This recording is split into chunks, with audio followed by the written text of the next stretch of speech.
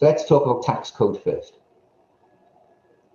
So as hopefully you may not know, QuickBooks did a survey 2 years ago and they said that 44% of tax coding for employed people, they did say, is incorrect. Employed and retired people is incorrect.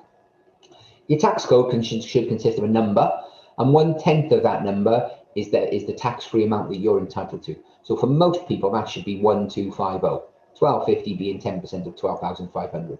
And then the letter just confirms how you get paid. So for most people, it'd be a K, but if you've got any other letter, it might be because you've got other income somewhere else, it might be because you do self-assessment, because you've got pension income. There's a whole host of reasons. So you're looking for your code to be 1250K, but the number might be different. If your number is below 1250, you definitely want to check your tax code.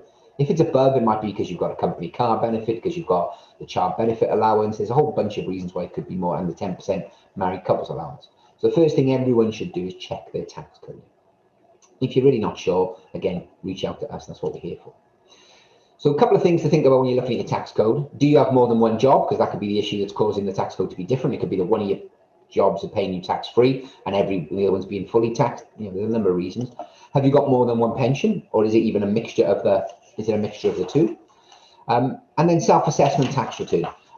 It's amazing how many employed people do not do a self-assessment tax return.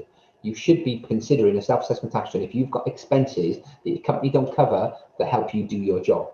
And Rishi announced 12 months ago now, with all that's going on, that every employed person can do a tax return and claim a working from home allowance. Because obviously if you're working from home, your electricity bills, your gas bills, your other bills, you might have converted a room, you might have had to buy a computer for home, so you can claim those expenses. You've always been able to do that, but now he sort of made it an official thing. So if you're not already, please do a self-assessment tax return and claim that allowance.